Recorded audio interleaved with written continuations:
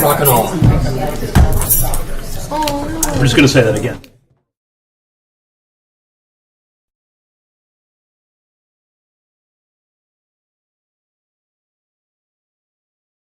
Yeah, and then it got cloudy. And it got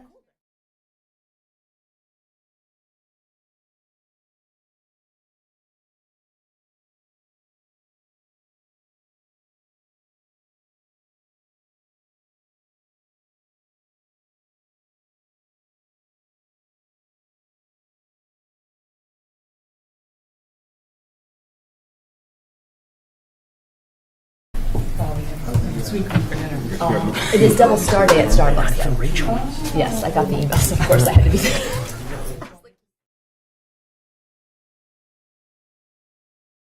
Can I go home? Soup. No, you should. Also, if you do, Caffeine Europe should give you a discount because you're advertising for them. All right, so that brings us to 7. We all set? All right, calling this meeting of the Woburn School Committee to order. Please rise. I pledge allegiance to the flag of the United States of America and to the republic for which it stands, one nation, under God, indivisible, with liberty and justice for all. All right, would the superintendent please call the roll? Mr. Austin. Present. Ms. Chisholm. Here. Ms. Cormier. Present. Ms. Crowley. Present. Mr. Moreno. Present. Ms. Wetzel. Present. Mr. Lipset. Present. We have approval of 5:13:24 minutes. Motion to approve. Second. All in favor of the motion? Aye. Aye. Aye, that motion passes. All right, I am pleased to welcome our City Council liaison, Mr. Viola. Do you have anything you'd like to share with the committee?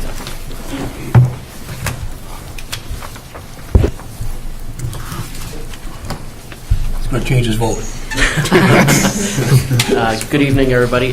Just want to say today was Student Government Day at City Hall, and you should be very proud of all the students. They did a great job, and I know Dr. Crowley was there as well as Mr. Austin as well, and there was a great mock city hearing that we had, and they did a great job, and we have a lot of potential future leaders in front of us. Thank you very much. And I also just want to recognize City Councilor at Large Rob Toro as well. And I'd like to thank the council for their deliberations over the last several weeks. This has been a long and at times trying budget process, but I am pleased that the council did vote to pass our budget at 14.53% last night, and I appreciate both of your attendance tonight. Thank you. That brings us to public comment. Is there anyone in the audience who would like to address the committee? Somebody's walking down the hall. Is there anyone in the audience who would like to address the committee? Okay. Seeing no one, we can move on to reports of superintendent and staff. Dr. Crowley. Sure. At this time, while he's making his way up to the stage, Cued in. with the music playing, honestly, he's well known in Woburn, but Lenny Burnham joined the Woburn Public Schools. I think we established the date was May 23rd. Yeah. So he's only been here a few weeks, and one of the first major undertakings was graduation. He's hit the ground running. The first day was the rink dedication too. Yeah. I mean, it's been like every job seemingly in the district, nonstop. But Mr. Burnham can provide a few updates and then probably accept questions from the committee. So. Yeah, first of all, thank you for the opportunity. As Matt said, it's been, a few things went off right up, I thought graduation was great, especially considering, jumping in right at the last minute for it, but hopefully we can do a little bit better job next year. As far as the other time spent in the 2 weeks we've been here, there's been a lot to do on the security updates and audits that have been going on in the buildings, which hopefully will be done early next week. And then we'll be able to, look at what options we want to do in the bid process, funding, and what we're going to need to execute all of the things they bring to the table that we should do. As far as other things that have happened, I've been working with a bunch of the guys on the facility staff to try to figure out where we're at buildings-wise, what we need. Obviously, the DNISCO report, Alex and I have been working on trying to decipher all of the 900 and something pages that they put together. There's a lot of things that need to be prioritized and figure out funding, and Alex has a pretty good handle on the 5-year capital plan. I don't know, that hasn't been presented yet, right? Has not, no. Yeah, so, but it's coming. I have met with Damien and at the high school and started working on some things, try to do some energy reduction at the high school. Hopefully we can implement that right away, get some savings. Met with Chris Riley, the custodial union president, gone around and met most of the staff, not everybody, but most.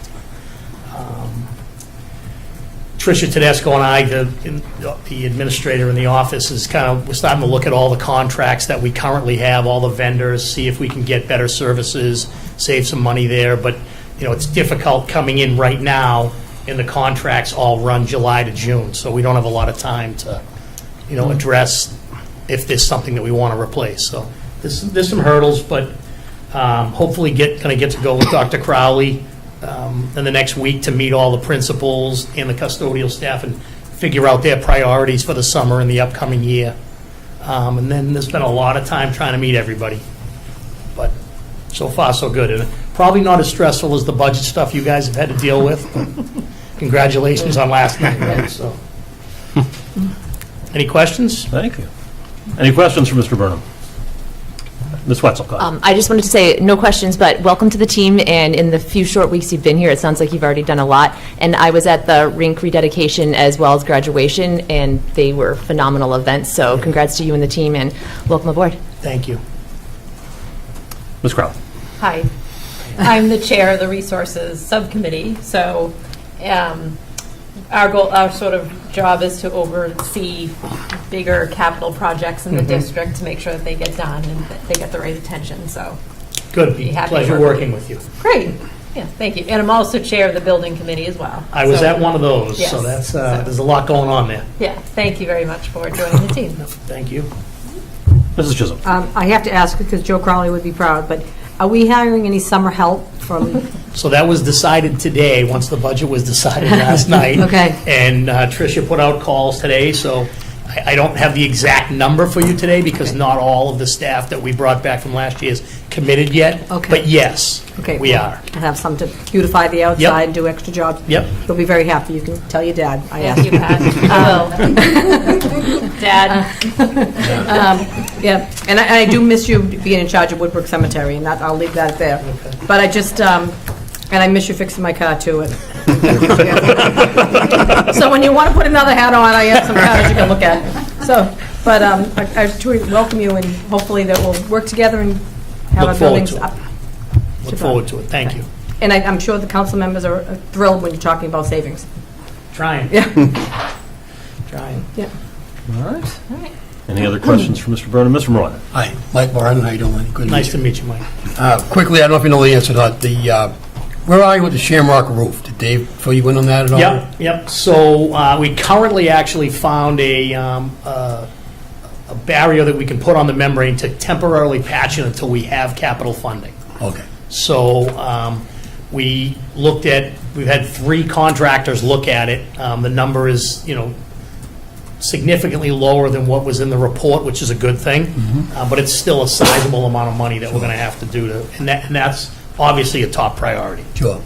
I think my first day I was called there for no air conditioning issue, and it started raining and the water was pouring in as we were looking. So, yeah, it's got to be taken care of.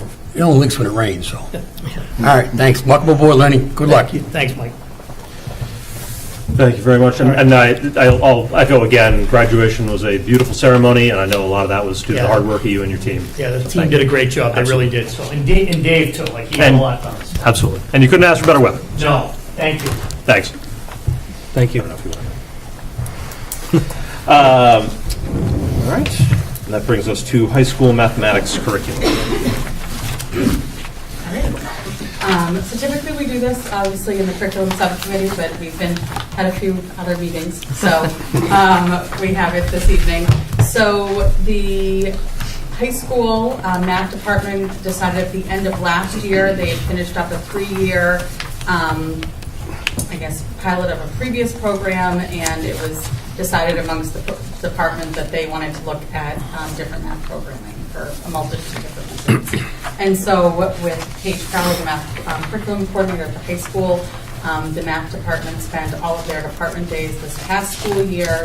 Every math teacher at the high school, any math program that was deemed as high-quality instructional materials, read reports, came in and they provided kind of, I guess, workshops with the math department, as well as all of the resources. The entire year they brought back any of the programs that they felt like at that point they wanted to learn more.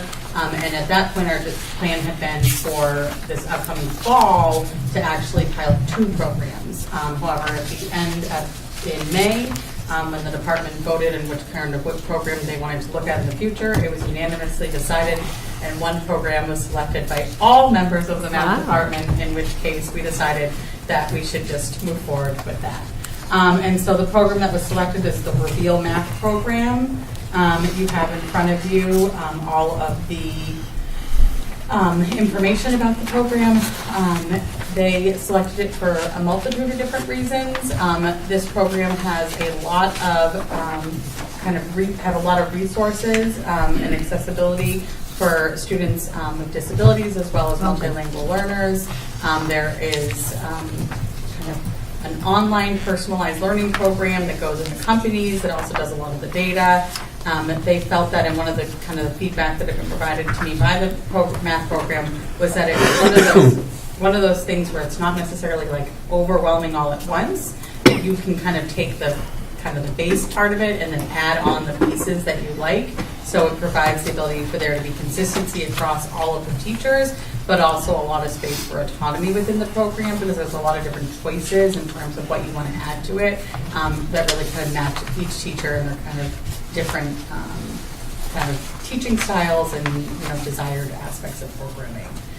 Again, in waiting in terms of the budget, we had budgeted kind of a certain amount in the curriculum department for next school year. I'm meeting with the department on Thursday in terms of kind of what the next school year will look like in terms of an implementation plan, whether they're going to implement it first in algebra and then go to geometry, or if they're going to first implement it in kind of one of each. We're still looking a little bit more closely at the implementation plan, but certainly before I move forward with one program, I wanted to bring it to the committee, and I'm happy to, especially more so in the fall, come back to the curriculum subcommittee and provide more information.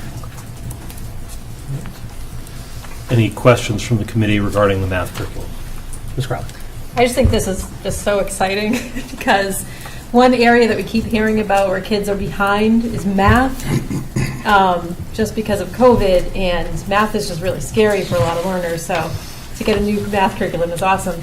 And I was like reading through it, and they use real world examples, like using basketball to show like equations and stuff. It's just awesome. So thank you. Sure. For and I think introducing too, this. you made me think of something else. Yeah. That we've been, so as you know, we've been in a kind of a big ELA kick for a while. And so we really kind of rounded out across the board in terms of kind of programmatic updates there. And we're in really like our intensive kind of professional development portion of that piece of the program. And then we, as we have talked about, I think especially when we talked about the Student Opportunity Act, that we're really headed into kind of a math focus for the next few years. And so the middle school had selected a program at the same point that the math department had 3 years ago, and they are doing an exceptional job. If you walk into their classrooms, they've been really happy with the program. The high school went through this process this year, and then we just started the process at the elementary schools in terms of their curriculum selection process. We knew that they were not going to be selecting by the end of this year. We thought that both were going to spend through next year a little bit more, but I'll be coming forward, especially a lot through next year, to talk about the math curriculum selection at the elementary. So by the end of next year, we should hopefully have updated both in the ELA lane, the math lane, and then, as you know, we updated in the middle school history lane. So we're doing a really nice job kind of prioritizing different buckets at a time and making sure that the resources get updated for everyone. This is so exciting. I feel like since we were kind of in a little land of school committee business, and this stuff was happening. over here, we were doing math. Yes. So that's awesome. Congratulations on getting a new curriculum, and I love the process that you went through in selecting. It's awesome. Mr. Muller. Thank you, Mr. Chair. If I could, to Ms. Young, obviously, we'll look forward to seeing and hearing more about this in the fall when it kicks off, but just curious, when was the last time we updated our high school math curriculum, if you remember, or if you recall? Sure. So previously, 3 years ago, we were using, we had kind of started with a different program that we had done kind of a soft 3-year pilot of. Prior to that, the last update was many years ago. Okay. So it's a long time coming, and here we are, ready to kick it off September this year, different versions. So I appreciate that effort on our end in getting this complicated matter done, among other duties this last spring. So appreciate it. Thank you. I like when things are unanimous. Are there any other questions from the committee? Just to that, give us a little bit of a sense of what staff who looked at this, why they gravitated so unanimously to this curriculum. Yeah. So we talk a lot about in math kind of this low floor, high ceiling. So it makes it so that there are access to problems in which kind of any student is able to access, but also that students can extend their thinking really far. And so it provides space in terms of rooms where you have varied learners are able to kind of all be working on the same problem, but also those who are ready to extend their learning can extend, and for those who are still working at maybe kind of the beginner level of certain parts are able to access. So a big piece of it was that. The second part of it is that each of the units provide a lot of support for multilingual learners and students with disabilities. And so there was a lot of resources that were easily accessible. A big part of it, too, is the ability to take the materials in the program and adapt them to yourself. So it makes it very easy to take the assessments or the quizzes or the tests that are in the program, download them, and then kind of change the problems or make your own adjustments to it, which was a really big part about this. We work off of the Mass Curate in the Implement Massachusetts curriculum selection process when selecting all programs, and so a big part of that is really kind of, as a department, deciding what are the things that matter most to you. And so we use that rubric throughout the entire curriculum selection process, no matter if we're picking out, preschool math or picking out high school math. And so the department spends a lot of time in the beginning really prioritizing, and a big piece of that was something that a program that would be able to be used in your honors algebra courses, but also able to use in your CP algebra courses. And so I think that a big part of the concern in the previous program was that it was really great for one subset of students, but they were having to do a lot of work in order to make the program accessible to more students. This is going to provide them with that opportunity. The other piece about it is that as part of the purpose of the program, they have a very robust implementation coach that comes in, who will come in and support with the professional development. And we talked a lot about really coming in and supporting teachers on our kind of those half-day department days around unit development, around planning, and they provide a lot of that kind of support. And I will say, not every program does all these things well, and they do a lot of those pieces. Great. Thank you. Sure. Any other questions? All right. I guess That we have more on that. brings us along. More on that. Oh, yes, I'll make a I'm sorry. motion Thank you. to adopt the reveal math curriculum for the high school as presented. Second? Second. Any discussion on that motion?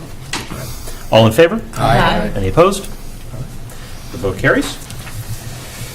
That brings us to the FY25 budget. Sure. Crowley.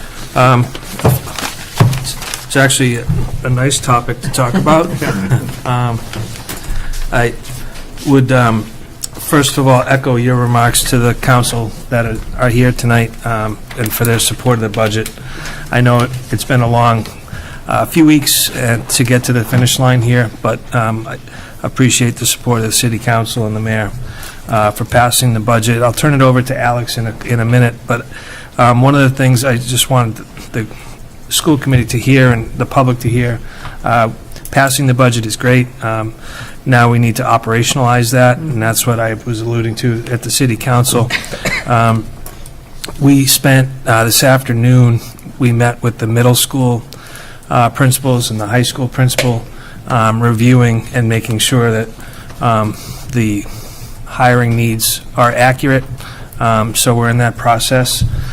We have a meeting on the books with the elementary principals for Thursday.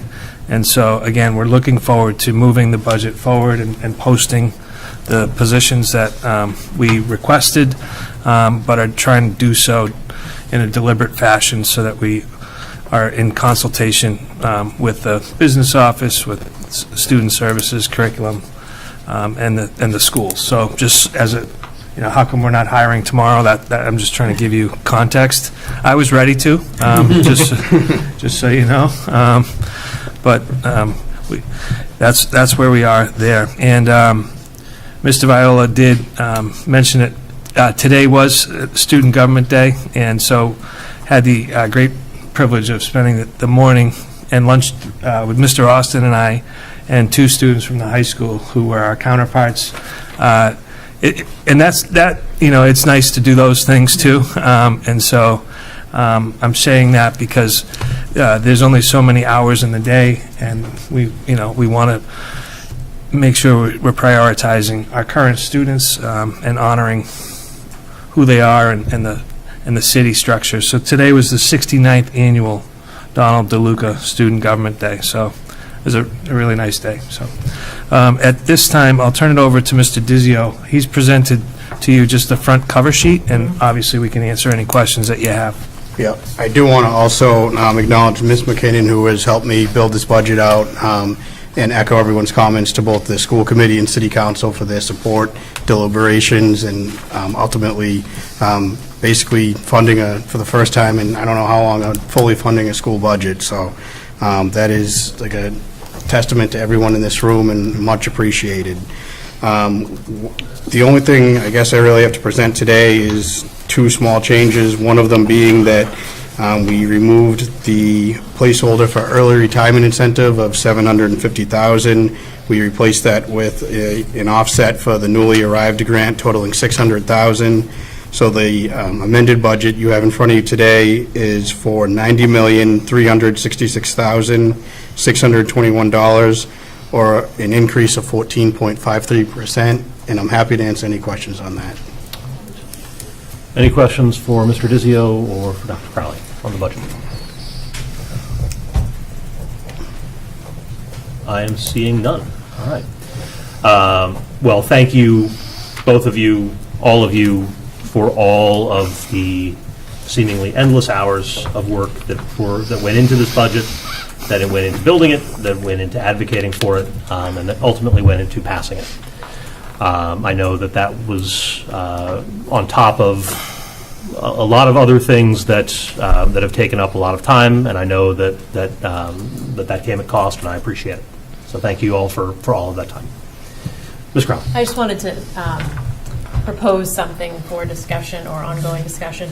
One of the things that we did in our budget as we were deliberating was starting to look at ways in which we could increase our fees and things like that. I don't know what the right word is. Our budget offset, I guess, in the district itself. And I think we need to keep that conversation alive because we just passed an enormous budget. And I was in favor of it when we were redistricting, and then we didn't redistrict, and so we didn't have that savings. So I really think that as we develop the new budget, we should keep that in mind so that, we have, because we tend to think about that kind of thing, like user fees and costs for transportation and stuff like that when we're in sort of a tough spot. And maybe we should really open up the conversation as an ongoing thing. Because as many council members, even though the two in the audience that supported the budget, it's not sustainable going forward. So I think we need to take some responsibility on our end. So I just wanted to bring that up. And then the other thing is the discussion on the facilities. We had sort of made, we should keep that conversation alive as well. So I'm happy to take that in resources, Mr. Chair. Okay. And look at the finer points of 37M Okay. on our end. All right. Okay, thank you. Ms. Wetzel and then Ms. Chisholm. So kind of to echo what Ms. Crowley said, in terms of looking at the budget and how fees, except that kind of thing, it was mentioned by Councilor DeMambro to start working on next year's budget today, and I couldn't agree more. I think that and I know there was a lot of work put into this budget. I just think the earlier we can start looking at anything, the better, and we can, involve the stakeholders, and that way we're not scrambling to look at different things and what have you. But I'm not saying this very well, but I do think starting to look at the budget as early as possible would be wonderful, as well as I definitely support looking into the facilities piece as well and exploring what that would look like, because I think, anything should be given a good try. Thank you. Mrs. Chisholm. We can start the budget process. We always do an update through finance, so that is a work in progress all year long. It's not that it just pops its ugly head out in March. So we do we'll look at that. And the only thing I'll take caution with fees is we all know everybody's taxes are going to go up. Yeah. So along with taxes going up, I don't want to hit young families with a bus fee and an athletic fee and any other fees if we can at all prevent that from happening. We just can't keep banging the citizens and residents all the time. And I mean, we'll just, I'll keep an open mind for facilities, but I have a real, in case anybody missed it, strong no on that. But we can do it. But we definitely look at budget all year long. But let's get through this one. Let's get our hiring done, see what we're going to go, so we can open school in September with people in positions that we need. So these guys can actually go home maybe and see their families. Thank you, Mrs. Chisholm. Any other comments on the budget? Well, yeah, Mr. Austin, go ahead. I mean, based off what we've been dealing with the last several weeks, there's obviously been, in some cases, a disconnect as far as information and so forth. And I think it'll be a great idea, and I've spoken to councilmen in reference to us meeting more regularly, keeping the conversation open, being more transparent. I think it'll be a great idea to, like, I didn't really start meeting with people till recently, obviously with the election, but I think having the budget conversation sooner, but also connecting with city council now,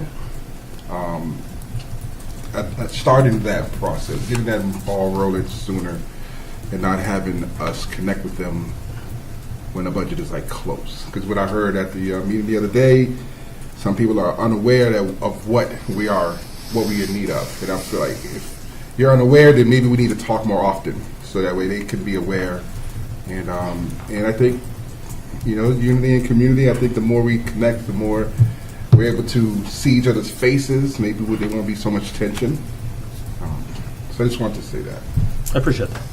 I will say, Mr. Viola has extended invitation to the Finance Subcommittee. We were unable to really make it work amidst a lot of activity over the course of this spring, but that is, I think, something that would be a valuable thing to continue to do in terms of having the team go before our Finance Subcommittee, at least sort of at the midpoint as an update. Ms. Watson. Sure. I think not only just finance, but in terms of like what Mr. Austin was saying, like quarterly meetings, Councilor Demers mentioned it in a City Council Finance Subcommittee, that this used to happen where the school committee and the City Council would come together and meet. And maybe it's not just to talk about finance, but it's to talk about anything that's happening on the city side and what's happening on the school side. Because if we can better understand what each other are doing, then we can better work together and we can show a united front to the community because we're all one team regardless of what council we sit on. So I think it would be wonderful to get something like that set up ideally for the fall if we could. Thanks.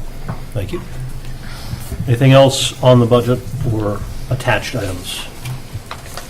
I'll make a motion to amend the budget to reflect these changes. Thank you, Mrs. Chisholm. Do I have a second on that? Second. Any discussion on the motion? All in favor of adopting the FY25 budget with changes added by administration as per Mrs. Chisholm's motion, say aye. Aye. Any opposed? All right, the ayes have it. And we have an FY25 budget. I would also accept a motion to put the discussion on facilities before the Resources Subcommittee. I'll make that motion. Second. Any discussion on that motion? And this is, again, exploratory, looking into how this has worked in other communities and would work. But all in favor of that motion? Aye. Aye. All right. Any opposed? Okay. And look, just don't touch. I appreciate it. Thank you. All right, so that brings us now to a programmatic update. Sure. Ms. Ryan? Sure. Okay, so I'm going to talk a little bit about the special education programs in the district. And just to preface it a little bit, we have in the city approximately 25% of our students are identified as special education students. We have roughly 90 students that attend programs outside of the district. It makes up approximately $12.5 million of our budget. Students that needs cannot be met in district attend out-of-district programs. We work very, very hard in Woburn to have very strong programs in district. We work hard to educate as many kiddos in the least restrictive setting. It's the law, and we work really hard to do this. And we take a lot of pride in our programs. We have programs across all of our buildings, and they're often full. We often run out of space. And many of the positions that you saw in the budget are to expand our programs because we have students that need them. The Reeves School has the PALS program, and PALS is for medically fragile students. The Goodyear School has the GAIN Therapeutic program. The Shamrock School has Rise 1, which is our students on the autism spectrum with severe learning needs.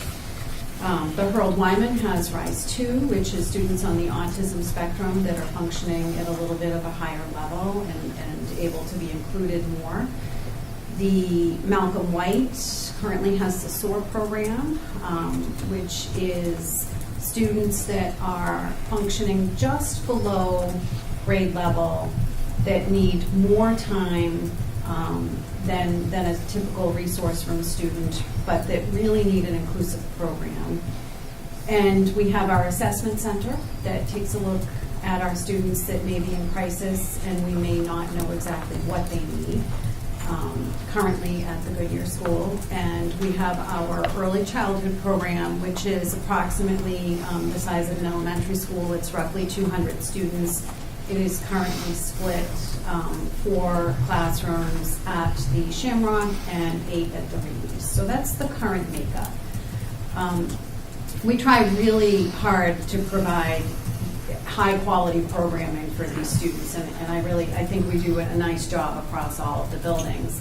That's the elementary level, and then as you go up, we have a continuum of services at each building so that students that are in a program will be able to continue in the same program through middle school and high school, and we've been working hard over the past few years to build that continuum.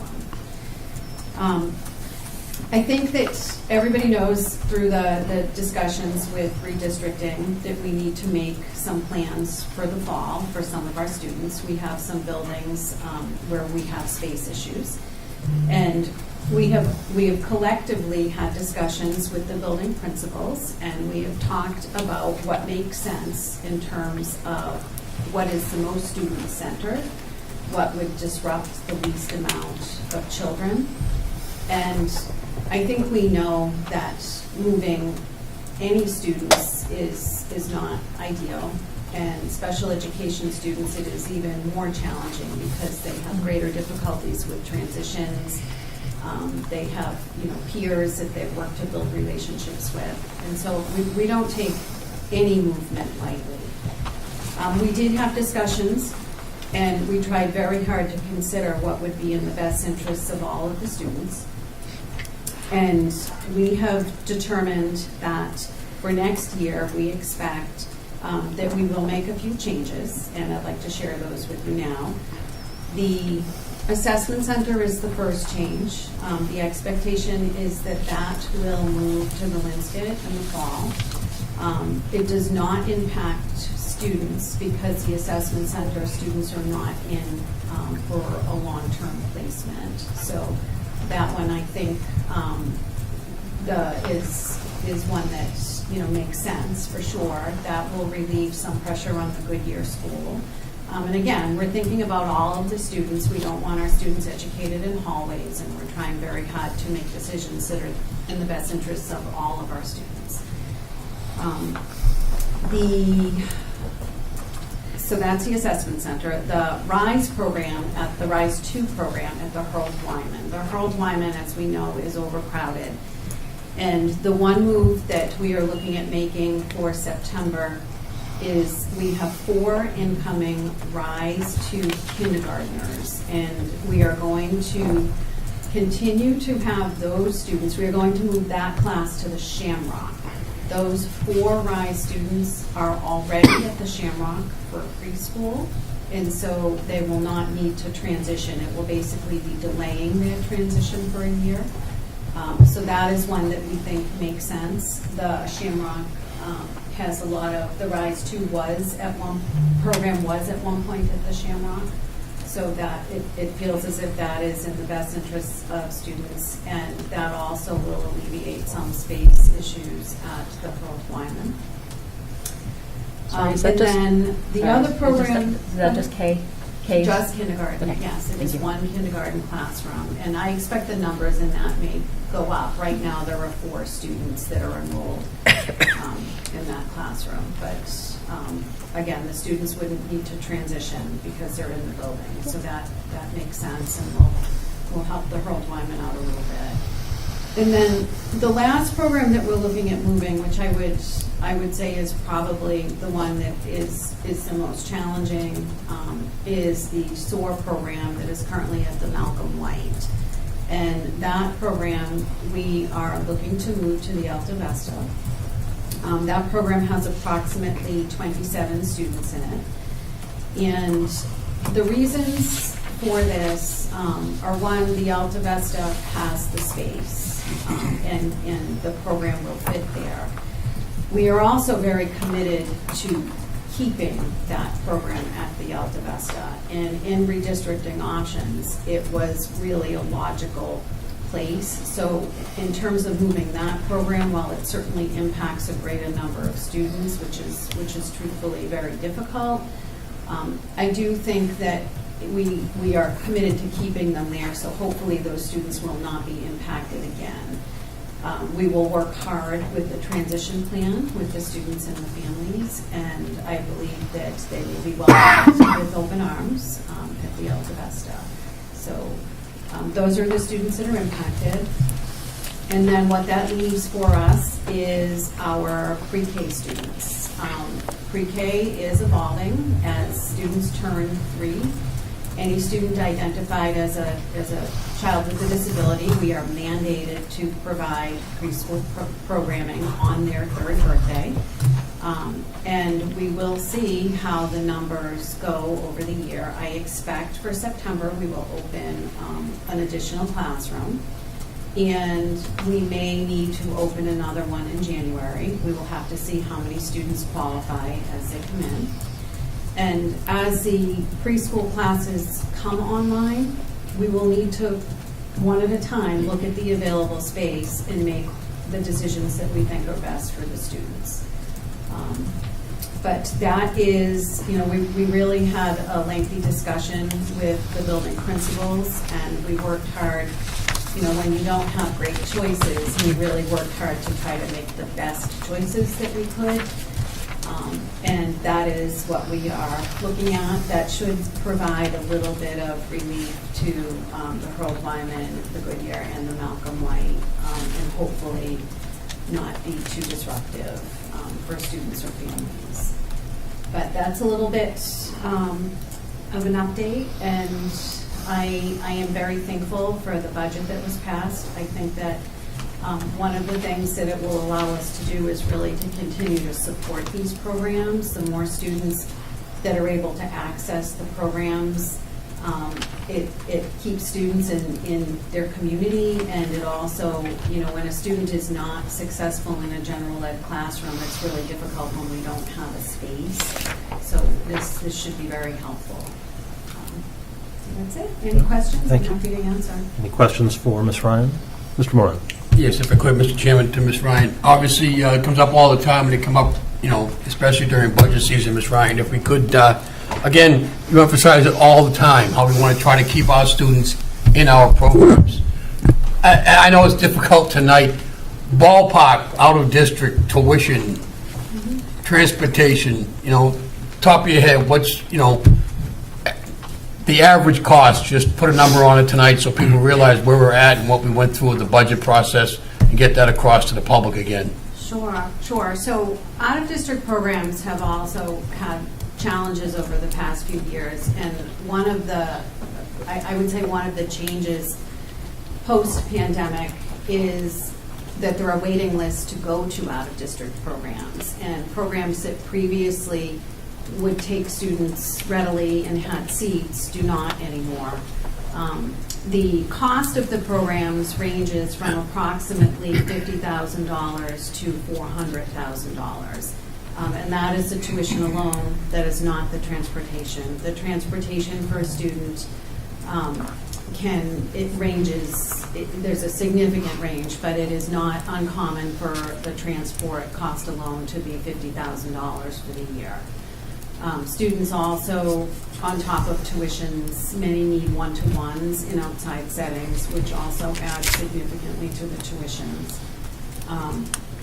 And I think, there are a lot of different factors that come into the programs, but some of them are very costly. And again, it does take students out of their community. So we work really hard to build strong programs in district, and I think we do a nice job with that. I think that's mostly what I want to emphasize, Ms. Ryan. The programming that we run, you mentioned quite a few of this evening, top-notch programming for our students here in Woburn and not sending them out to other communities at a cost. Obviously, to make the adjustments and accommodations over the summer to what you want to do for the fall, again, are going to be costly, but they're going to keep those needy students in our buildings as needed. So I appreciate all the efforts to make that happen. Thank you very much. Thank you, Mr. Moran.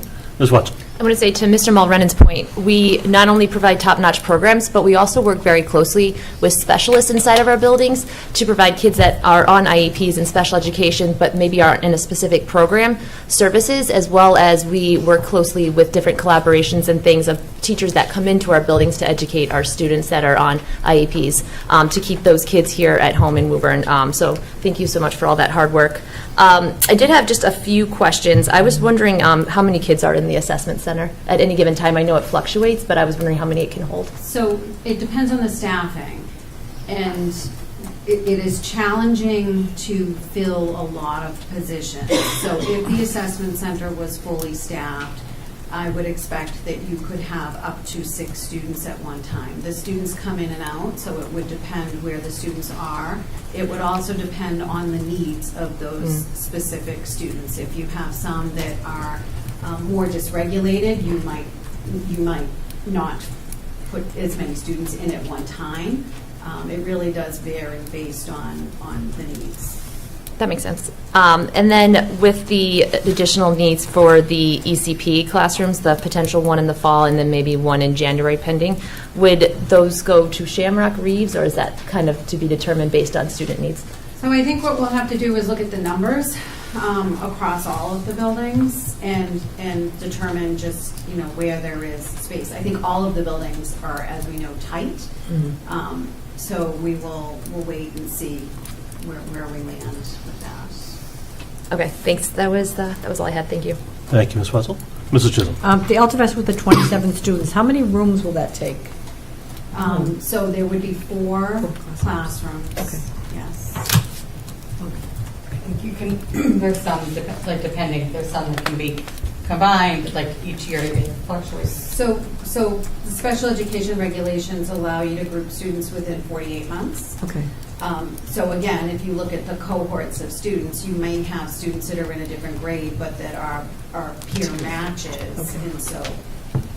Oh, no, just wanted to see how many classrooms would be freed up at other schools. It gives them a little bit more wiggle room. Yes, So- they're currently in 3 rooms. Okay. At the Malcolm White. Right, okay. Yes. Thank you, Mrs. Thank you. Any other questions for Ms. Ryan? All right, and that actually does bring me to one thing that we have discussed in the past, which is the ECP task force. And this is something that I think I'm sort of deciding between whether to kick that to resources or to student services, and I would welcome some input, perhaps, Ms. Ryan, from you in terms of... Yeah, I would say resources. Okay. I think it's more of a space issue. Okay. So that is another thing that I will ask for the committees, ask for a motion to bring to resources. She wanted the task force, she should have it. I thought she might, but, you know. But can I have a motion to assign the ECP task force to resources subcommittee? So moved. Do I have a second? All right. Any discussion on that? All in favor? Aye. Any opposed? The ayes have it. And so, you know, resources can hopefully think about what an ECP task force would look like, who might be on such a task force, and bring it back to us at our I'd be happy next to. and final meeting of the school year for a vote to establish it. Okay. All right, and that brings us to our enrollment update. So in your packet tonight is an updated enrollment update. Ms. Young will speak to it. I will just remind the committee, this is as of today. You know, as we've talked about repeatedly over the, since July 1, how many students enter our buildings. And so, again, this is where we're living in the moment today, and I'll turn it to Ms. Young to walk through this report. Sure. So again, we're looking at totals for as of May 2024. However, I've rolled everybody forward, so you'll see an empty kindergarten lane, and then this is then the first grade column is our rising first graders up through 5, and then this also is assumes that the SOAR program is at the Alta Vista, and primarily because we're looking at classrooms for next school year. And so we're using this as our guide.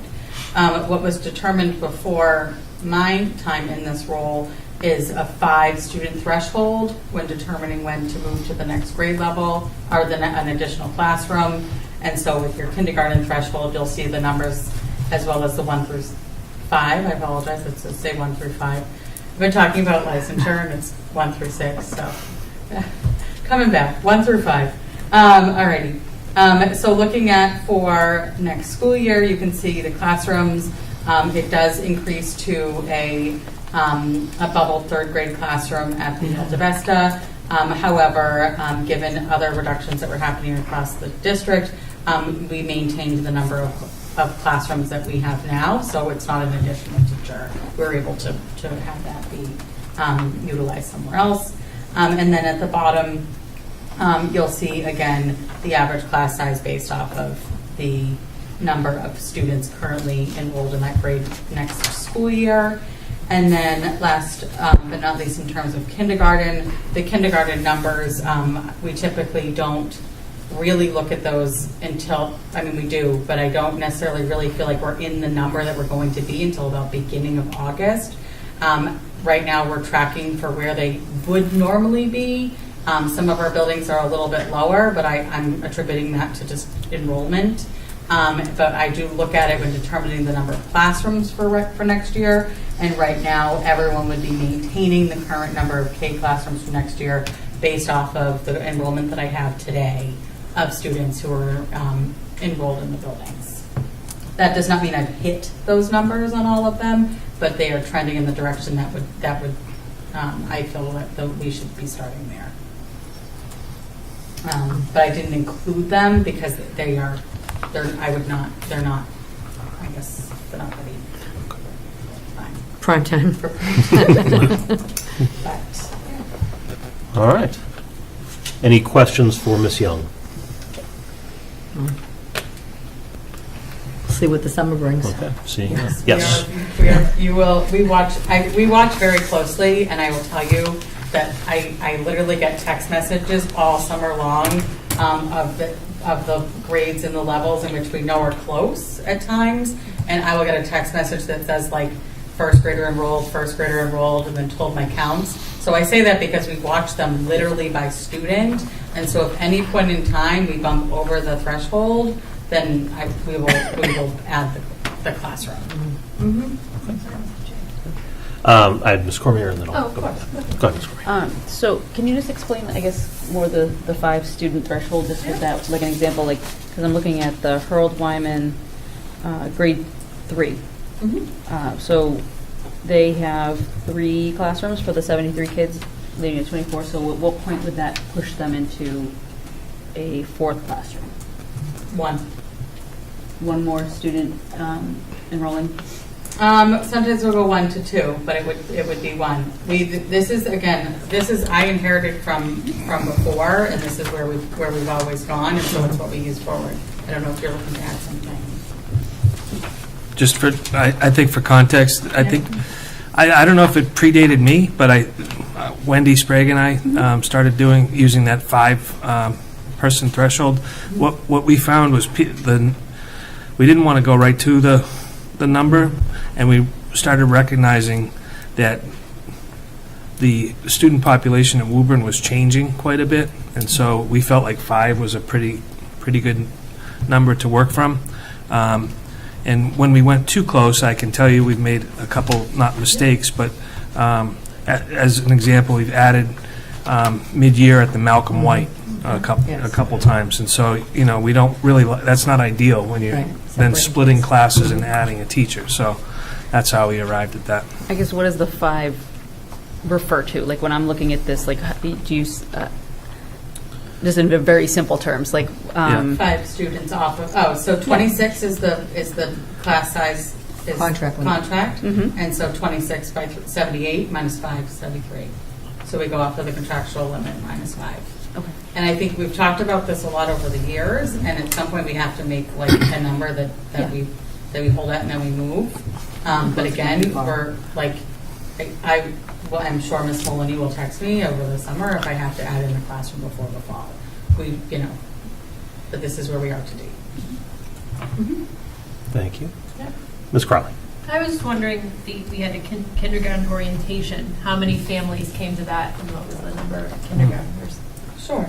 So I can't speak to the number of families. I speak to the number of people there, which was you're counting. There. Okay. I know the number of people. I don't know the number of families.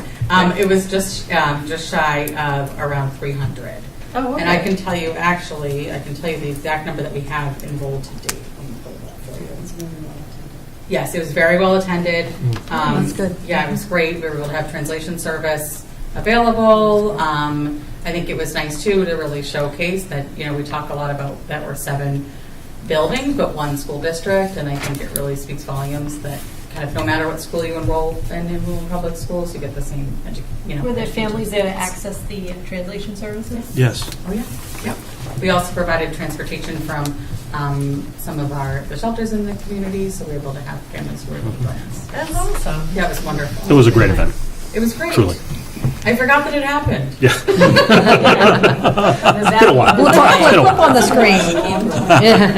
Yes, so I want to just pull this up, but I can answer anything else while I'm grabbing it. Okay, yeah, no worries. No, that was still my question. I was just curious as to identifying, if that's the right word, enrolling families early on. That helps with the numbers and knowing over. I think, too, what you'll see is that there's certain buildings that the enrollment that we see now will not grow a lot from now until September, and we know those. And then we have buildings where, like, I have one building right now where the number's really low, but I absolutely know that they will hit the number. They're just, it's just that how the pattern of enrollment, right? Yeah. And not to mention the many students that come in September. Right. Yeah. But I do want to grab, just because I have the answer for you on how many have enrolled to date. So.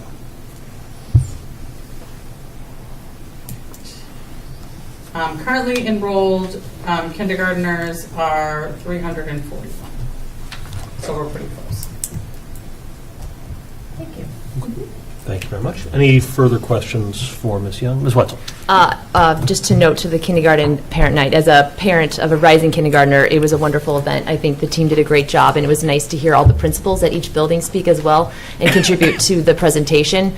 So it was fantastic, and tons of families there. It was great. And the one question I had just on this is if I'm specifically thinking of some of the overcrowded schools, if we end up having to increase to another classroom, what would that look like inside the buildings? So all of the principals, again, I sat with all the principals when going through number and space. There are a few different options within every single building in which they will be their plan for moving forward. but each building has an option for what they would do. And it's typically a combination of combining a lot of our kind of auxiliary staff in terms of where they can be. I will say that across the district, though, we've talked about this a lot, that even in our buildings where space isn't as much of a concern, because we have so much more support staff in our schools, more and more staff are sharing. So it's not like just in the buildings that are a little more crowded, they have more staff sharing. That is pretty consistent across the district, just given in a positive way the number of individuals that we have supporting students in our buildings. On that note, the staff members sharing, do they find it helpful as a way to share information maybe easier? I don't know. I don't know. Just a thought. Maybe. Yeah, I don't know. It could be silver lining. Yeah.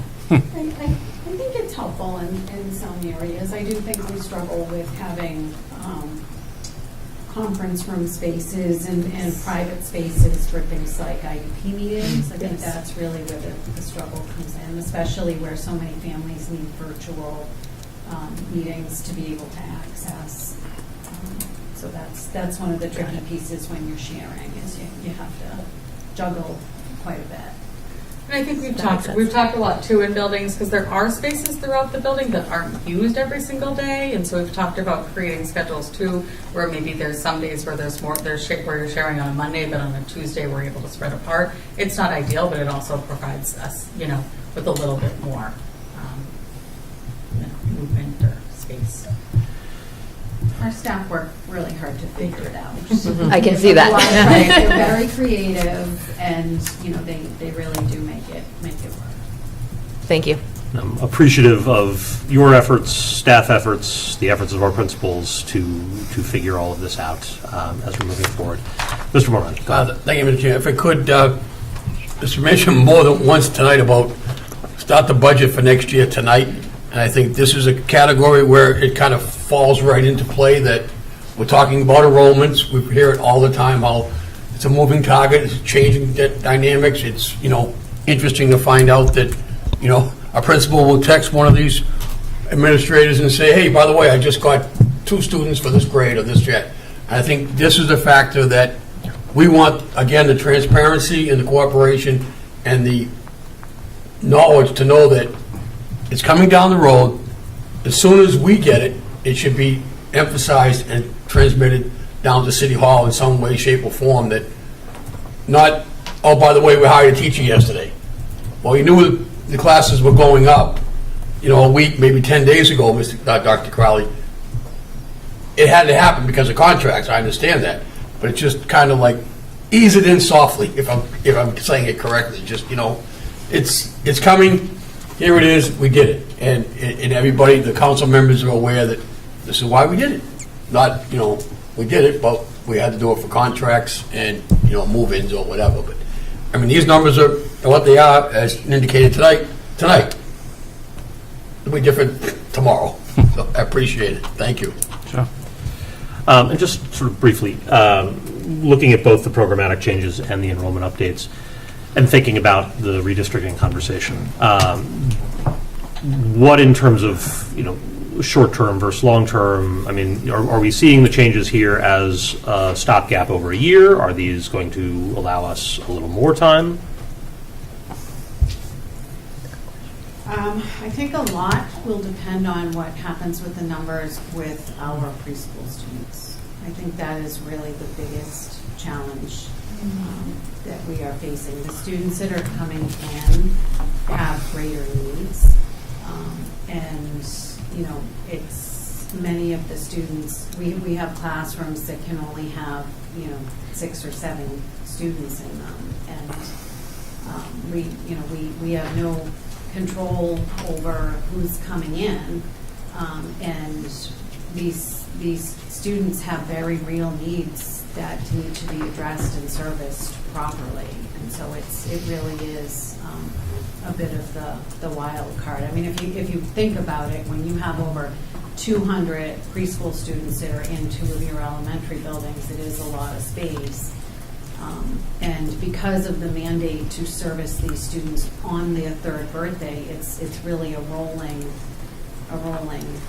issue. And, we get as much information as we can from early intervention, but it's very difficult to predict the development of a child, which is why, we're mandated to begin evaluations at 2 years, 6 months, but, we have to be ready for these students. And, the other, I think, challenge that we have had, and this has happened every year, is we often, at one of the school committee meetings in October, talk about the students that have moved in since July 1, and it's usually a very high number.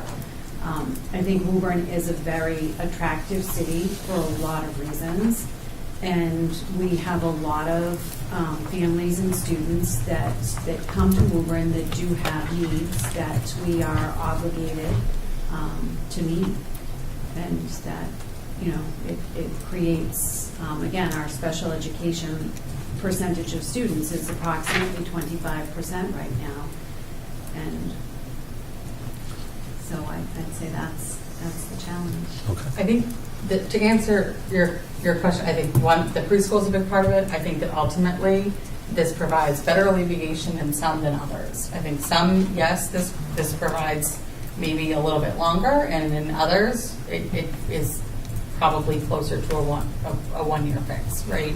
I don't think that we'll know until, to Ms. Ryan's point, until we see enrollment through next year. But I think certainly that one of the reasons we had this conversation so late this spring was because there was no solution that was going to feel like it did all the things for us for a long period of time. And so I think to say that this did a long fix, Right. wouldn't be. Okay. And you had an 8% increase in overall enrollment. Right. I mean, over, a delta of over 300 students. But I do think that we, again, that whether it's they're the best solutions or not, the principals are prepared, and we talk a lot about, what will you do if this goes over? And so it's certainly not that anyone's sitting here and thinking that like they're done. I think they're all prepared for, in the event that they had an influx of some sort, what would be their next plan. And I feel comfortable that, that they have those set and that they'll do the best by students and the community. Okay. Thank you. All right. Unless there is anything else on that. Good. That brings us, I believe, to subcommittees. I believe Finance is the only subcommittee that has met since our last subcommittee report. Is that correct? Okay. This is just. We met on Friday, June 7th, here at the Joyce Middle School at 8:30. In attendance was Superintendent Matt Crowley, Business Manager Alex Dizio, Patty McKinnon, Assistant Business Manager, Payroll Specialist Kerry Carpenter, and School Committee members Colleen Cormier and myself. We had the list of bills that we had received, and we'll have to motion to approve. Warrant 1 was for $1,731,256.36. Warrant 2 was for $258,465.30. Warrant 3 was for $258,129.05. Warrant 4 was for $2,015,843.10, and warrant 5 was for $478,808.05. Motion to approve. Second. Okay. I have a motion and a second. All in favor? Aye. Opposed? As usual, we get the packets, we send the questions back and electronically, and that spreadsheet seems to be working. And you guys can all view it too if you wanted to, and that way it makes it easier for Ms. McKinnon to get back to us on Saturday night at 11 o'clock when she has nothing else to do.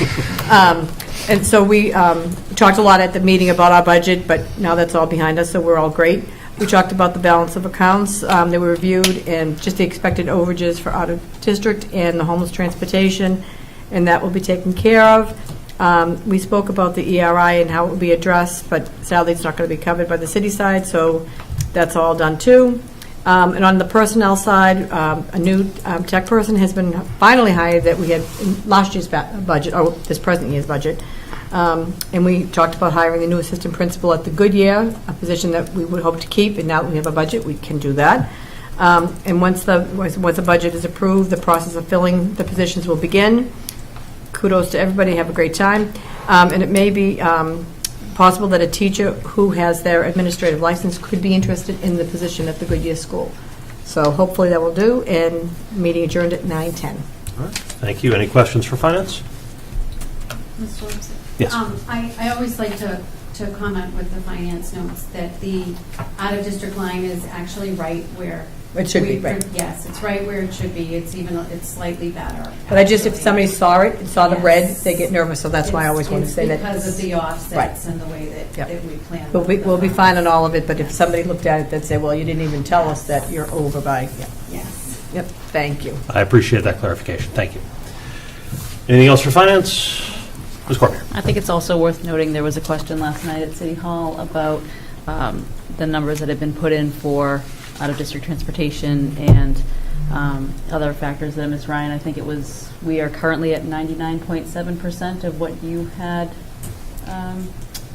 guessed was going to be the situation. So Yes, if you want to give me 1 second, I can actually tell you. just to let everybody know how spot on Ms. Ryan tends to be with this and how much she puts into coming up with these numbers. It's just pulled out of thin air or rounded up to any kind of random number. Yeah, it did. It actually came up several times last night, and I can tell you that for special education transportation, we budgeted $3 million. At this time, $2,451,709.02 has been paid. $40,041 is encumbered, and we have used 99.73. So at this point in June, we have approximately $8,000 left, which is probably right on the money. We're at 99.73, and we do work really hard to budget accurately, and I don't know that we could have done it any better. Next year, that contract was out to bid during the budget process, so it was a little bit more challenging to budget, but I do believe, again, we will be pretty close. So there's a lot of work that is put into that, but thank you. Great job. All right. That brings us to correspondence. We have, as you might imagine, received quite a bit of correspondence since our last meeting. There were a variety of responses to the announcement that redistricting was not going forward. There were many that were very critical of the committee for the process and the results. There were many that called on us to continue with redistricting. And there were many that brought up concerns about what the next school year would look like, and we've spoken a little bit to that tonight. And the list is very extensive, so I'm not going to go through the entire list there. But I would say that the responses that I received fell into those categories. It was probably fairly even between them, if I were to estimate. In terms of other correspondence, we had several questions on the budget and communication on the budget from Paul Scanlon, from Penny Nichols-Cordero, from there was one other, Matt Elaine. We had a number of inquiries regarding next year and what it would look like following the decision to not go forward with redistricting. I have forwarded those along. And a couple of questions regarding the SOAR program, which has been addressed tonight as well. I don't know if other committee members have received. Oh, and I did receive one from Aaron Sanchez regarding gun safety language in the handbook, which I've forwarded along. We will take a look at. That is something that the committee did pass in a resolution last year, and so we will continue to work to implement that. Any other correspondence from the committee? No. Okay. That brings us to future agenda items, and we have lots. So let me just call up that email again. Members, you recall I asked for some input on future agenda items previously. Thank you for your responses on that. What I have right now, we do need to vote on a couple of policies, dress code policy and wellness policy. Am I correct, Ms. Cormier? We have to present the wellness policy. Present the wellness now policy. Now that the committee vote is done on the with dress it. code policy. Yep. Thank you. We have a recommendation coming out of the building subcommittee for the Wyman vote to bring that before the committee. We have a number of new building leadership teams. We have the Reeves principal and assistant principal have been made permanent, and we haven't had them in to talk with them quite yet. We also have Mr. Gallo as an Alta Vista interim principal. He was announced at a meeting, but we may want to bring him in. And do we have an assistant principal interim at the Goodyear? No, it was posted. Okay, all right. What are they doing, Dr. We have the ECP task force, which is now coming to us potentially from resources. Maura Embler reappointment for the rec department. Ms. Embler is willing to come in the fall. I think perhaps that might be the best option there, given everything else. We have a high school handbook to approve. Thank you, Mrs. Chisholm, for bringing that up. And thank you as well to Mrs. Chisholm for bringing up whether we can invite Officer Ed Fumicello, who is retiring this year as a school resource officer. We want to take a look at whether he is able to come to our meeting on the 26th. Any other agenda items? No. Oh. Oh, and I'm sorry, Ms. Cormier did mention discussion around Good Friday. That might be one that we can push off till next year as well, but I will keep it on the list. Absolutely. Contractual. Thank you. There's there are potential contractual issues there too. Ms. Watson. Yes, this came out of Student Services and Achievements. It's the resolution of affirmation of LGBTQ plus Absolutely. students and staff. Thank you. So we can take a look at that as well in our next meeting, and we can do that. Yeah, we'll take a look at how to do that. But thank you very much for bringing that forward. Any other future agenda items for what will prove to be a busy June 26th meeting? Mr. Moran. Well, it's actually, school will be out by then, but on the 26th, just some recognition of Dr. Riley, who's moving on from the Yes. Alta Vista as well. Thank you. And I'll be Absolutely. checking in and see if they're going to do anything for her, as she's moving her career elsewhere. Just recognizing those people as well.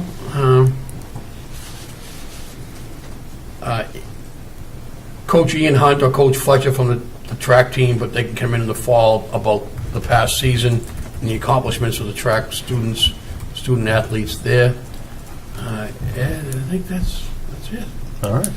Thank you very much. Any It's going to other? be the 26th, right? 26th. Yes, indeed. All right.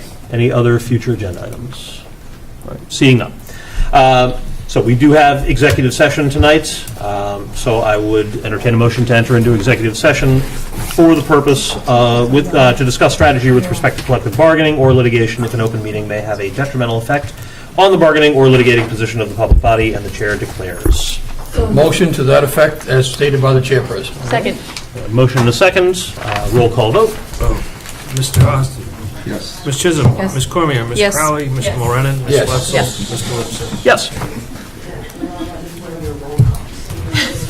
It was perfect. It's okay. You're not on the I was roll. about to stand up. Thank you, counselors. Thank you, Ms. Nickerson. Thank you, members of the public. Say goodbye to Cable.